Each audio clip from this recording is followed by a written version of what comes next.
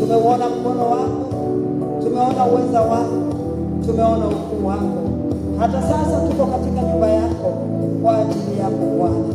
Tuko mahali hapa kwa ajili ya kukuabudu wewe, na pia tukitamani kupokea kutoka kwako. Wakati umefika Bwana wa wewe kusema nasi tunaachilia mioyo yetu ikaje mbele zako Bwana, ili ukaweze kutujaza tena kwa upya kupitia neno lako ambalo Bwana umetuandalia katika siku ya leo.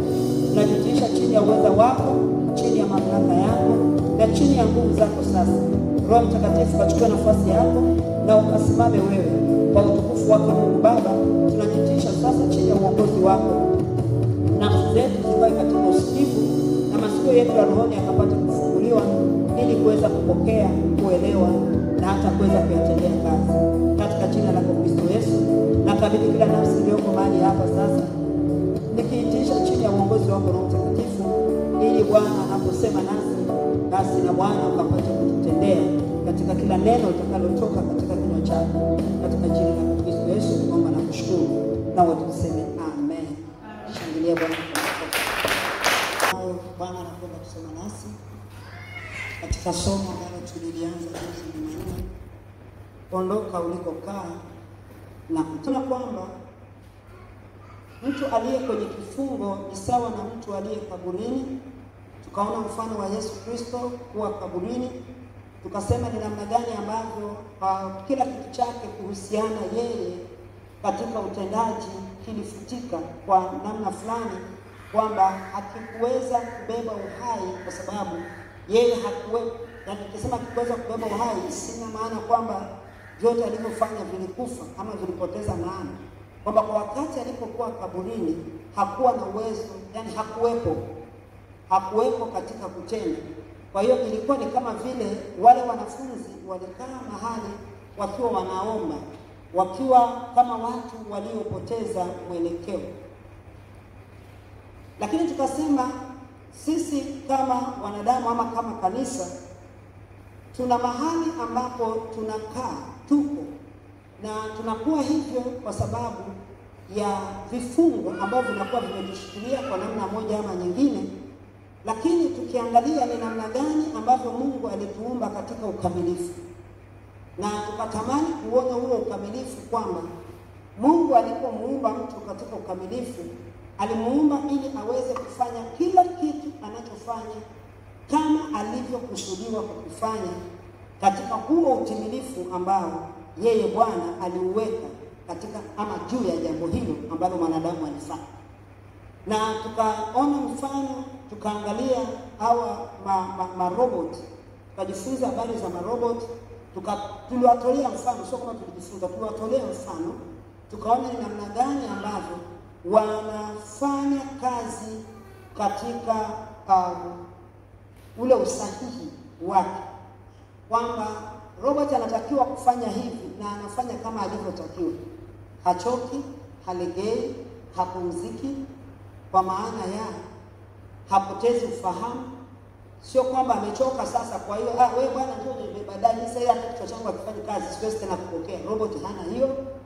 Robot yuko accurate katika kusikia, kupokea, kuelewa na kutenda. Katika yale yote ambayo alitengenezwa ayafanya, anafanya vizuri.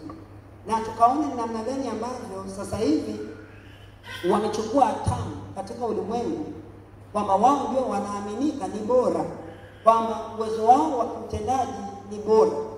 Na hata imefikia mahali hao marobot wanauzwa kwa pesa nyingi sana, lakini kule Ulaya sasa hivi wanatumia robot. Hata huko kwenye YouTube, sio kwenye Facebook, kwenye nini, walishaacha kwa ajili watu wanatumia robot. Wamenunua maroboti yao ndio wanafanya kazi. Kwa sababu wanadamu tunakuja kumtafuta sasa katika jinsi hiyo, tunaona amepoteza ule ubora wake. Na tulisema kwamba shetani alimharibu kwanza mtu, ndipo aje akamtengenezea mbadala wake, na mbadala wake ndio robot tunamuona. Kwa hiyo sasa tunaona kwamba mwanadamu kwa hatua aliyofikia sasa ni mahali ambapo ni pagumu sana, kwamba tulisema kwamba mwanadamu amefikia hatua ile amekuwa useless, yani amekuwa kama vile hana maana, amepoteza maana halisi ya yeye kuwa nani. Yani ile thamani yangu mimi kama mwanadamu imepotea. Lakini robot ndio wanachukua hatamu sasa hivi. Na ndio wanatangazwa na ndio wanafanya vitu vingi wanafanya, lakini mwanadamu amepoteza ule ubora katika utendaji. Lakini tukaona kwamba kuna kazi ambayo ilifanyika kwanza na shetani ya kumharibu huyu mtu kwanza, ndipo aje akamtengenezea huyo mbadala ambaye ndio tunasema habari zake. Lakini tukawa na swali ya kujiuliza, shetani amemfanya mtu kuwa hivyo ili aweze kumtengeneza huyo ambaye Nilisema mimi natumia shetani sasa hivi kwa sababu tukiangalia teknoloji inatupeleka mahali pengine. Kwa hiyo robot ametengenezwa na mwanadamu, na Biblia imesema katika Timotheo wa 2:3 kwamba siku za mwisho maarifa yataongezeka. So hayo ni maarifa yaliyoongezeka ambayo yanafanya kazi katika ulimwengu huu, ambapo maarifa hayo ama ya jinsi hii sio ya kwenda kutengeza robot, ya namna gani ambavyo ilipofika siku za mwisho mwanadamu alitakiwa awe mbele za Mungu, aonekane mbele za Mungu. Kwa maana yake ni kwamba tangu wakati Yesu Kristo alipokuja duniani akaleta wokovu, ni miaka 2000 na sasa imeshapita. Hiyo miaka ambayo iliyopita kwa ile kazi ambayo Yesu alifanya, hata kufikia sasa tunasema siku za mwisho, ilitakiwa ile kazi iwe imekolea ndani ya mtu huyu awe ameendelea kuzama ndani katika ule ukamilifu wa kuumbwa kwake, hata inapofika sasa mwanadamu huyu awe anaweza kaishi kama vile alivyokuwa anatakiwa kuishi kule mwanzo. Lakini tumeona kwamba imekuwa tofauti. Tunapoendelea kusogea mbele, mwanadamu anaendelea kuwa kituko zaidi ya yule mwanadamu wa mwanzo alivyokuwa. Sasa unafika mahali unaanza kuona robot ametengenezwa na mwanadamu, yani mikono ya mwanadamu na akili hii nimesema maarifa yameongezeka. Kwamba ni technology, maarifa ya kwamba anawezaje akatengeneza mashini ambayo itafanana na binadamu, itengenezewe Mungu. Nilishafundisha kuhusu uumbaji ambao unafanya kazi, ambacho ndicho ulifanya kazi, ndicho ambacho hao waliotengeneza marobot, maana ni wengi wanatengeneza sasa hivi. Huko China wanatengeneza, huko Marekani wanatengeneza, waliotengeneza ama wanaotengeneza wanaumba kwanza kama vile Mungu alivyoumba kwanza. Kwa hiyo sasa, kwa sababu kuumba manake ni nini? Kuumba ni kuiunganisha ile mashini ili iweze kubeba ule uhai unaotakiwa kabla haijatengenezewa mwili. Kwa hiyo yule robot unayemuona amewekwa hapo, sio ametundikwa amesimama, kile unachokiona ndicho kile ambacho Mungu alifinyanga udongo. Lakini sasa yule robot unapofungua ndani ndio utakutana na mashini iliyoundwa. Sasa tukizungumza habari ya kuundwa ndio tunazungumza habari ya kuumba. Kwa Mungu alimfanya mtu, alimuumba mtu kwa mfano wake na kwa sura yake, alimuumba mwanamume na mwanamke. Kwa hiyo alifanya ufahamu wa mwanamke, ile system ya utendaji ndani ya mtu ifanane na Mungu. Uelewa, kufikiri, kwenye ufahamu, uwezo wa utendaji, nguvu na mambo mengine na kadhalika na kadhalika, ambapo hizo zinatakiwa zitende kazi ndani ya mtu. Lakini pamoja na kwamba mwanadamu aliharibiwa kule mwanzo, isifanye Yesu Kristo alipokuja, nimeshafundisha hiyo nikasema alirudisha ule uweza. Sasa kama alirudisha ule uweza, ina maana mwanadamu anatakiwa afunction sawa sawa na mwanadamu alivyokusudiwa function wakati wa uumbaji. Atende kazi, awepo, aonekane, yani afanye yale anayotakiwa kufanya kama ilivyokuwa imetakiwa. Challenge hii tunaipata kwa hawa marobot sasa, hawa watengenezaji marobot. Sababu tukasema kwamba tuliangalia hilo Jumanne, tukasema kama hawa marobot wametengenezwa na mtu aliyepewa akili na Mungu, lakini ameweza kutengeneza robot akawa accurate. Hivi si zaidi mwanadamu huyu aliyetengenezwa ama aliyeumbwa na Mungu akawekewa viwekezo vya vya rohoni, yani kwa maana vya ufalme wa Mungu, maana vyake Mungu. Alafu ndio Mungu akachukua kwenye udongo akafinyanga, ndio sasa yule ambaye ndiye yeye Mungu. Nikisema yeye Mungu kutokana na viwekezo alivyoweka ndani ya mtu, aweze kukaa ndani ya yule mtu, ndani ya yeye. Sasa inakuwaje kwamba huu udongo ambao uliowekwa nje, uliofinyangwa, ndio kambeba huyu Helena ndani, ndio umechukua tamu sasa ndio ngani mimi? Inawezekanaje?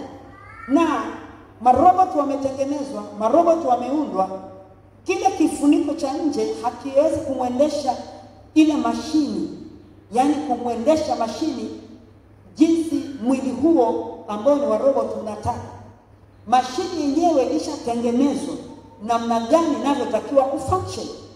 Kwa hiyo mtu alipoumbwa, aliumbwa kwa namna gani alitakiwa afunction. Ndio maana tunasema, na huwa nasema sana kwamba Mungu hamjui mtu aliyepungukiwa. Japo Biblia inatuambia kwenye Warumi, sote tumetenda dhambi, tumepungukiwa na utukufu wa Mungu. Naam, tumepungukiwa na utukufu wa Mungu kwa sababu ya uharibifu ambao uliofanyika. Lakini kama sio uharibifu, Mungu hamjui mwanadamu aliyepungukiwa, kwa sababu baadaye alimleta Yesu. Yesu alikuja kuondoa upungufu, alikuja kumrekebisha, kumtengeneza mwanadamu, kumrejesha, kumuunda kwa upya, aweze kurudia ile hali yake, awe mkamilifu kama alivyokuwa amekusudia. Inakuwaje kwamba mwanadamu, tulikuwa na maswali kadhaa tuliulizana siku hiyo, lakini inakuwaje mwanadamu huyu, pamoja na kwamba Yesu alikuja, lakini Yesu ni kama vile amefeli kumrudisha huyu mwanadamu katika nafasi yake? Kwa maana yake ni kwamba tukija kuangalia hawa robot sasa waliotengenezwa, wameundwa kwa mikono ya mwanadamu, inapofika mahali, mimi nimeona mmoja akiwa anafanya hiyo kazi zake anazofanya, alafu akafika mahali ameshindwa kufunction, yani ameshindwa kufanya kazi. Waliomtengeneza ndio wanajua ya kwamba nini ilipita wapi, nini likaa vipi. Kwa hiyo kama ni mkono ulishindwa kufanya, maana ilikuwa ni mkono huo, mkono ulivyokuwa umeshindwa kufanya kazi, alikuwa anajua atafungua wapi, aguse nini, kilichounganika wapi kwenye ile system ambayo kwa robot ni kama ubongo kwenye kichwa, ile mashine ambayo ndio imekuwa imeunganishwa, tunaita ni nerves. Nerves ndio mishipa ya kibinadamu, ambayo mishipa iko kila mahali. Mwanadamu ana mishipa kila mahali. Unasikia mishipa ya ufahamu. Mishipa ya ufahamu maana yake ni nini? Mishipa ya ufahamu maana yake kwamba mishipa hiyo imeunganishwa kwenye ufahamu wangu. Mshipa ukikatika, napoteza fahamu, na kuwa siwezi kufunction kama mtu, na kuwa zuzu, na kuwa mjini. Sasa yule robot ambaye mkono umeshindwa kufanya kazi, aliyemtengeneza anafungua. Walifungua mkono, ulikuwa unaonekana kama hivi, kama mnavyoonaga marobot, lakini alipofungua mkono hivi, uzibaki waya peke, hizi nyaya nasema ndio zilionekana kule ndani. Akawa na vimashini vyake hapo na nini, matesta yake, zile testa za kupima nini, akafanya akafunga ule mkono. Alipofunga mkono kwa kawaida, ile robot akaanza kufanya kazi. Mimi niliangalia nikasema, Bwana Yesu, unanifundisha nini? Inakuwaje pamoja na kwamba Bwana Yesu umefanya hivyo kwetu, ukatuletea wokovu, ukatuumba kwa upya tena, turejee kwenye nafasi ya kufunction kama tulivyotakiwa kufunction kule mwanzo kabla ya anguko. Inakuwaje mpaka sasa hatuwezi? Hii inakuwaje? Ngakaanza kuelezea, na ndio huko tutapita. Mungu atakusaidia, tutaenda huko baadaye. Lakini ikawa inaonekana ni namna gani ambavyo yule robot alikuwa anatengenezwa. Kwa sasa yule ni mashini, anaposhindwa kufanya kazi, muumba wake, yule aliyemuunda yeye, ndio anahusika. Maana anajua nerves gani zinapita wapi, zikakutana na ubongo wake. Ubongo wake ndio ile mashini nao kaa kwenye kichwa, kwenye moyo, yani kwenye kifua chake, ambayo ndio inaunganisha system yote, hata yule robot aweze kuwa na ufahamu na akili hiyo ambayo ni ya kimashini, na kuweza kuelewa kwamba huyu amesema nini, na akasikia akaelewa. Mwanadamu tumepewa hiyo kufikiri kama Mungu. Mwanadamu tumepewa ufahamu kama wa Mungu. Mwanadamu ametuumba kwa sura na kwa mfano wake yeye, kwamba mimi napaswa kuwaza, kufikiri kama Mungu. Mungu hawazi dhambi, Mungu hawazi kusema uongo. Inakuwaje mtu aliyeokoka anawaza dhambi, anawaza kusema uongo, tena anatunga kusema uongo? Inakuwaje? Inakuwaje mtu aliyeokoka anawaza zinaa, anawaza kila kitu? Kwa sababu yule robot, wako marobot wa aina nyingi, yani wa kazi, yani wanaundwa kulingana na kazi gani yule afanye na yule afanye, hawaingiliani. Huyu anafanya hivi, anafanya hivi, anafanya hivi kulingana na jinsi anafanya. Nilisema siku zile nikasema, wako wanacheza mpira, wako walinzi, wako wanaendesha gari. Kule Ulaya sasa hivi magari wanaendesha robot. Watu wanachukua madereva marobot kwa sababu wanadamu wanafanya accident, sababisha accident. Marobot hawasababishi accident. Kwa hiyo wamechukua nafasi kwa sababu wako accurate. Lakini hiyo nafasi ilikuwa yule mtu ambaye aliyeokoka baada ya kurejeshwa kwenye nafasi. Sasa shetani alipomharibu mwanadamu na mwanadamu akawa katika hali hiyo aliyokuwa nayo, na bado akaendelea kumharibu mwanadamu huyu ambaye tunayesema leo hii kwamba ameokoka, kiasi ambacho hata wakati alipokuwa ameharibiwa hiyo wakati wa nyuma na akapoteza ubora wake, akafanya yeye, yani mwanadamu akafanya yeye asiwe bora kama vile robot ambavyo alivyo bora, Yesu amekuja kuturudisha kwenye ubora wetu wa kiungu. Kwa nini mimi niishi kwenye thamani ya chini ambayo hailingani na ubora wa kiungu?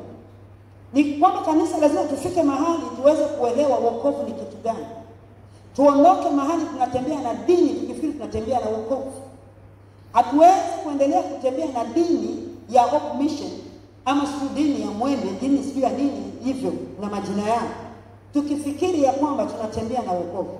Wokovu ni kitu kingine. Sasa wokovu ndio nataka niufunue kwako kwa mfano huo wa hao maroboti, ndio uweze kuelewa ama tuweze kuelewa kwamba ni namna gani sisi tunatakiwa kuishi. Wokovu sio kuja kanisani, na wokovu sio kuimba. Wokovu ni mfumo mzima wa utendaji wangu mimi ulioko ndani, na wokovu sio appearance ya nje. Wokovu ni ule mfumo wa kiutendaji, mfumo mzima, ile system yangu ya ndani ndio iliyokuwa imebadilishwa ama ilitakiwa iwe imebadilishwa. System yangu ya ndani kama haijabadilishwa, mimi nikiwa nimeokoka, there's no way naweza nikaishi sawa sawa na Mungu hata nikafanya nini. Hakuna jinsi, kwa sababu ile mashini ya ndani ambayo ninaosema habari ya robot imepoteza mwelekeo wa kiutendaji, haiconnect na mahali iliunganishiwa ili iweze kufanya kazi. Hata huyu mtu kwa nje aweze kutoa matunda ya aina fulani na muonekano wa aina fulani. Na hiyo ndio taabu ambayo tunakutana nayo sisi leo kama kanisa. Kwa hiyo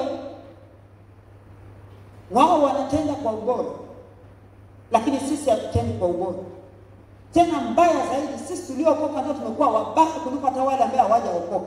Na wale ambao hawajaokoka wanafanya kazi vizuri zaidi kuliko sisi. Sasa mambo ni ajabu sana. Yaani kwamba pamoja na kwamba tumerejeshewa ule uzima, system imetengenezwa iliyokuwa imeharibiwa na shetani, lakini tumekuwa wabaya na sio wazuri. Jamani, hichi kitu mtu mnakifikiria vizuri. Kwa nini tunakuwa wabaya na sio wazuri? Kwa nini tunakuwa ndivyo sivyo na sivyo tulivyokusudiwa kuwa?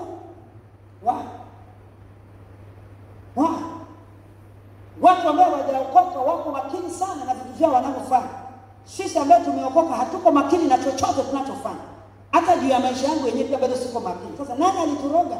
Ile ambaye Paulo alisema marobot wako makini sana katika kile wanachofanya.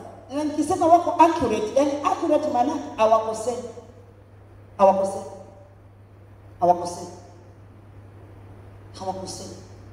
Ndio maana akikosea inajulikana kuna shida ndani yake, anatengenezwa. Na ndio mimi mwanadamu ambaye niliyookoka ilitakiwa kwamba nikikosea, ufalme wa Mungu unatambua, Roho Mtakatifu ambaye anakaa ndani yangu anatambua, malaika ambao wanaohusika na mimi wanatambua. Ile system ya ndani yangu kwa sababu ilikuwa imeshabadilishwa, sasa kumeingia dosari, mimi mwenyewe tu nitatambua. Lakini leo mtu anaishi kwenye dhambi, anatenda dhambi mpaka anaanza kuishi kwenye dhambi, mpaka anaanza kuitetea dhambi na asikii kitu chochote.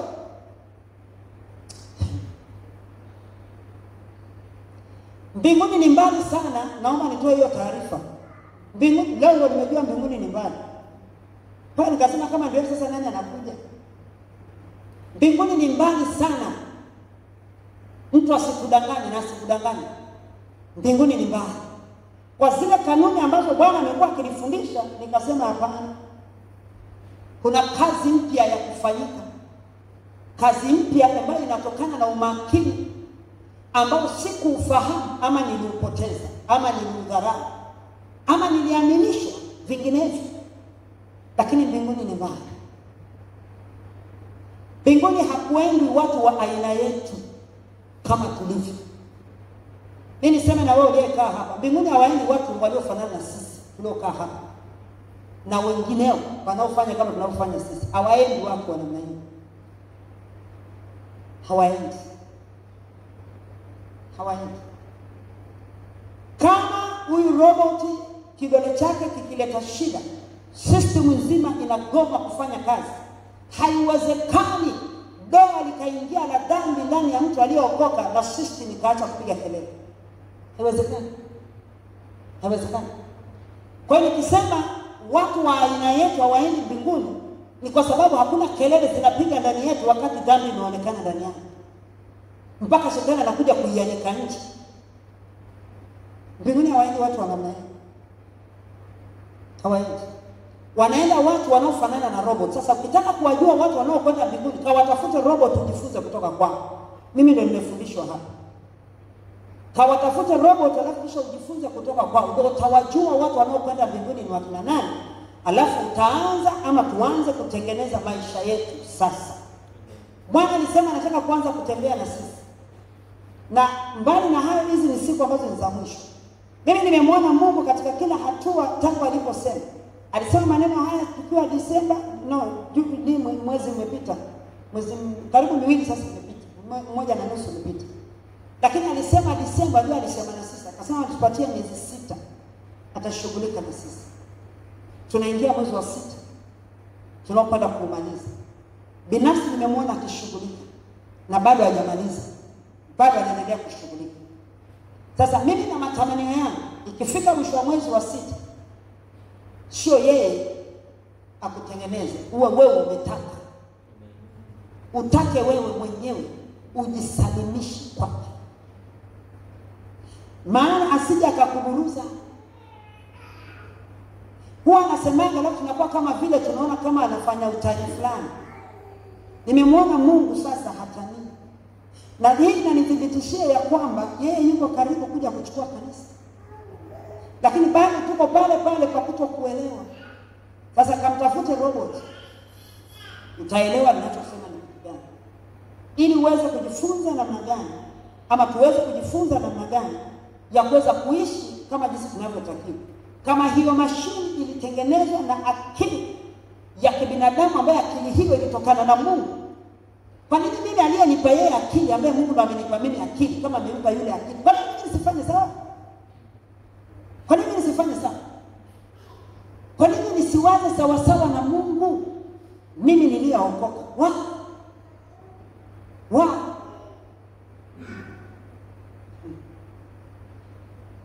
Nasema tena mbinguni ni mbali. Aliyetuambia ni karibu alitudanganya.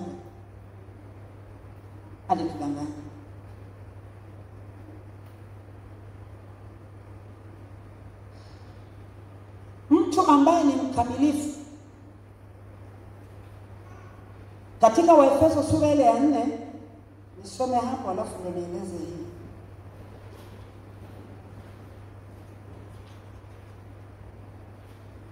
Sura ya 4 mstari ule wa 12, 13 hapo 12. Nikaanza tu 11 niweze kuleta maana. Na alitoa wengine kuwa mitume, na wengine kuwa manabii, na wengine kuwa wainjilisti, na wengine kuwa wachungaji na walimu. kwa kusudi la kuwakamilisha watakatifu, hata kazi ya huduma itendeke, hata mwili wa Kristo ujengwe, hata na sisi sote tutakapofikia umoja wa imani na kumfahamu sana mwana wa Mungu, hata kuwa mtu mkamilifu, hata kuwa mtu mkamilifu, hata kufika kwenye cheo cha kimo cha utimilifu wa Kristo. Haya maneno hapa tunaambiwa kwamba hakuna anayeweza kuwa kama Yesu, Bwana yeye alikuwa ni Mungu. Sasa hapo ndio tunatakiwa tufike sisi, ndio tuingie mbinguni.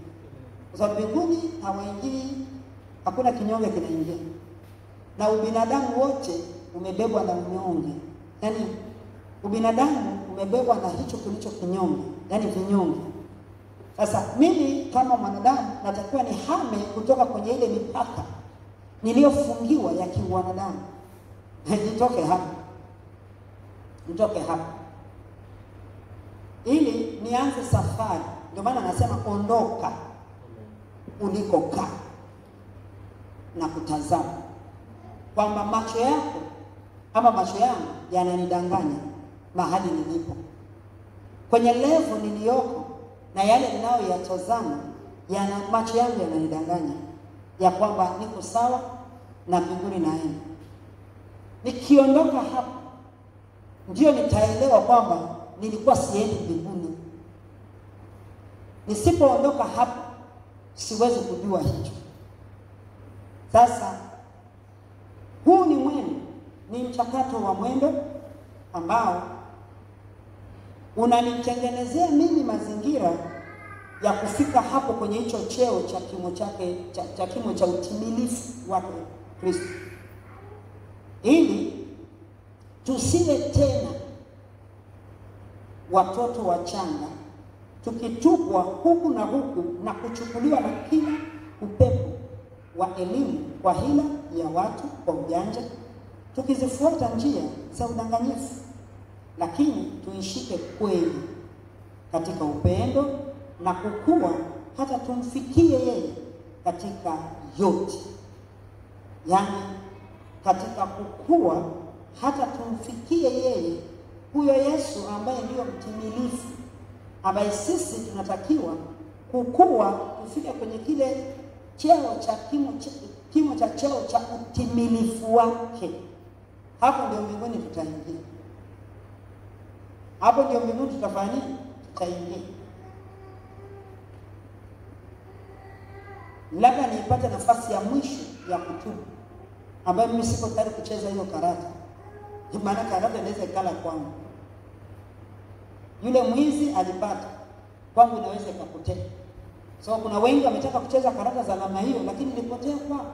Ndio maana leo tuna watu ambao wameokoka wako kule kuzimu na hawezi kutoka tena, kwa sababu walifikiria wanaweza wakafanya mchezo huo na mchezo ukawafeva wao, lakini by the time walikuja kuelewa walikuta kwamba ni hapana.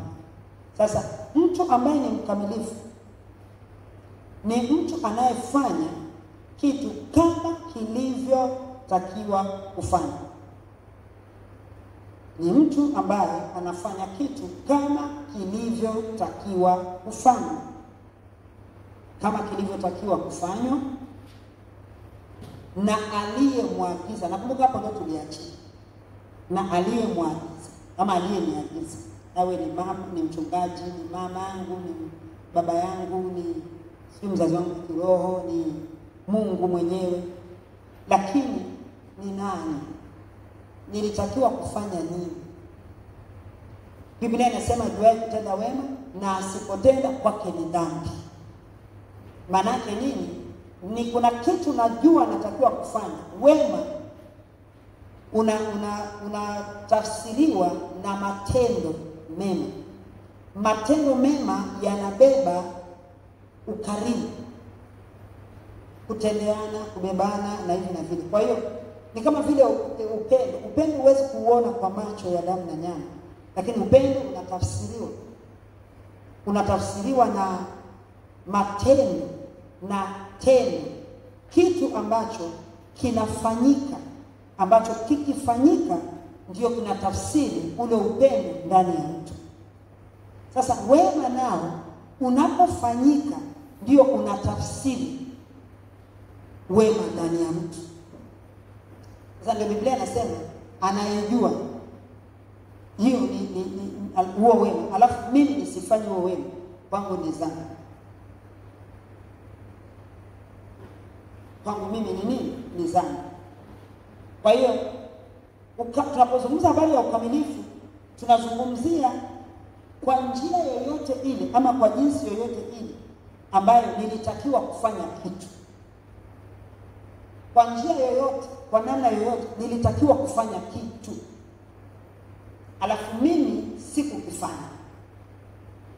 Hata kama ni mtu ameletwa kwangu ana shida ya kitu fulani, alafu mimi nina uwezo wa kufanya hicho, lakini nikaacha kufanya kwa sababu yoyote ile ambayo inaweza ikahesabika, ni dhambi kwangu. Ni dhambi kwangu.